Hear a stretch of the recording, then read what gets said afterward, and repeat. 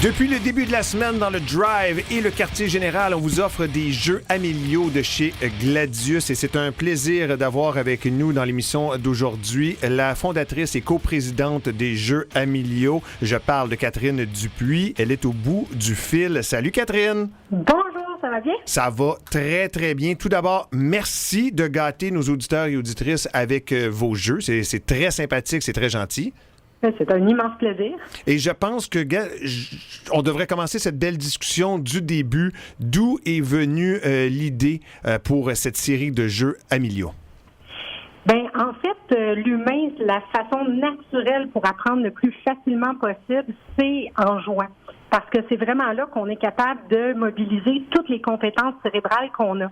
Alors, les enfants, quand ils arrivent à l'âge où ils doivent apprendre à lire, à écrire et tout ça, bien souvent, ils vont commencer à faire ça assis sur un pupitre. C'est vraiment pas idéal. Puis il y a des enfants pour qui ça rend la chose très difficile. Ouais. Alors, ça nous a donné l'idée de créer une gamme de jeux, justement, où les enfants peuvent vraiment s'amuser. Puis mine de rien, sans trop qu'ils s'en rendent compte, bien, ils apprennent à travers ça. Et ça, je pense que c'est une belle façon d'aller chercher les jeunes, de justement s'amuser et apprendre. Exactement. Puis c'est pas comme un jeu pédagogique qui est un peu camouflé en s'amusant un peu. C'est vraiment des jeux le fun où les enfants vont devenir des détectives, ils vont gagner des jetons, ils vont avoir des loupes, des lunettes avec des filtres rouges pour voir les réponses. Fait que c'est des jeux qui promouvoient beaucoup l'autonomie, puis qui font en sorte que c'est le fun de jouer avec, même pour l'adulte. Alors eux en redemandent, puis dans le fond, quand il s'agit d'apprendre à lire ou à écrire, c'est ça qu'on veut. On veut qu'ils aient envie, puis c'est eux que ça vienne d'eux, la demande de le faire. Fait que c'est pour les jeunes de quel âge à quel âge, hein? La gamme des jeux en français, c'est pour les enfants de 3 à 8 ans. Donc, okay. Ça commence avec les jeux apprendre à lire sans livre, apprendre à écrire sans crayon, puis ça monte jusqu'à l'écriture des mots et tout ça. Puis, on a d'autres gammes. On a toute une gamme de jeux 50 et plus façons de jouer avec les scientifiques, les influenceurs, les moyens de transport et compagnie. Ça, c'est des jeux qui sont multigénérationnels, qui sont aussi le fun pour les adultes que les enfants. Puis on peut jouer avec les enfants. Alors, un jeune enfant, un ado, un adulte peuvent jouer ensemble puis avoir énormément de plaisir. Puis il y a plein d'aspects coopératifs aussi là-dedans. Là, vous avez parlé un peu des loupes, du concept. Mais là, ça a capté mon attention. Là, apprendre à lire et à écrire sans crayon, sans livre. Exactement. Et comment exactement? Il y a plus de 60 activités différentes pour chacun des jeux qui permettent de jouer à travers l'écriture, mais sans jamais prendre un crayon. Alors, les enfants, très, très rapidement, découvrent les lettres, l'alphabet, sont capables de les reproduire, les reconnaissent. Il y a des jeux qui cherchent et trouvent, alors ils cherchent les lettres ou les mots sur des petites images. Fait qu'il y a mille et une façons d'utiliser ces jeux-là. Fait qu'il y en a vraiment pour tous les goûts. Pour nous, il y a comme 4 types de styles d'apprenants.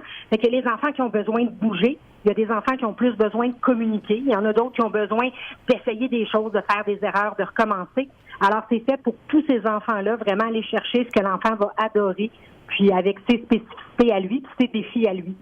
Catherine, ce que tu nous racontes en ce moment, c'est super intéressant. Puis je me dis, en tout temps, c'est une belle façon d'apprendre pour les jeunes. Là, on est en pandémie depuis quelques années. Il y a des jeunes qui ont pris du retard parce que ça n'a pas été évident nécessairement, l'école à la maison et tout ça.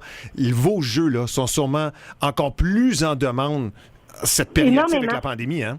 Ben c'est tout récent, mais il y a tellement de défis d'apprentissage, puis les professeurs font tout ce qu'ils peuvent, mais les conditions sont exceptionnelles.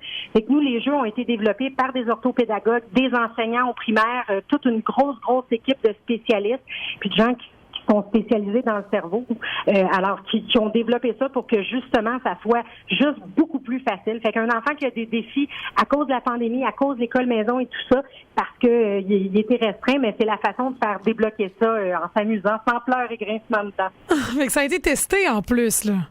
Mais oui, c'est clair, ça fait 3 ans que c'est testé dans des groupes scolaires, des groupes avec des difficultés d'apprentissage. Fait qu'autant des groupes en douance, fait qu'on a vraiment été chercher tout le spectre. Ça fait plusieurs années qu'on développe. Puis on sait que les enfants adorent ça. Puis là, ben ça vient de rentrer partout dans toutes les librairies au Québec. C'est ça, donc on peut se procurer ça un peu partout finalement. Absolument. On est dans toutes les bonnes librairies.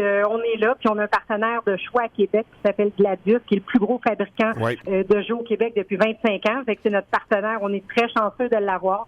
Alors, c'est des jeux aussi intelligents qu'amusants pour et les enfants et la famille. Tout à fait. Catherine Dupuis, merci beaucoup de un pour cette belle discussion, de deux pour les jeux familiaux qu'on donne sur les ondes du boulevard 102.1 depuis le début de la semaine. D'ailleurs, je dis aux auditeurs et auditrices tout de suite que demain, dans le Drive estival, on va en faire tirer encore une fois. Et félicitations pour cette belle initiative et on vous souhaite bien évidemment bon succès. Ben merci infiniment. Bonne journée. Bonne journée. Salut. Bye, Catherine. Au revoir. Tu sais, il y a des idées comme ça Je desquelles sais. tu es un peu jaloux parce que oui. tu te dis, mais mon Dieu, j'aurais donc dû y penser. Ah oui, c'est l'histoire de ma vie. L'histoire de ta vie. Dis de même, c'est quasiment triste. Hey, on se dirige vers une nouveauté d'Imagine Dragons, un album qui s'en vient bientôt. Follow You à Boulevard 102. Vous savez ce que vous avez à faire? blvd.fm, pouce par en haut ou pouce par en bas. À vous de décider. You know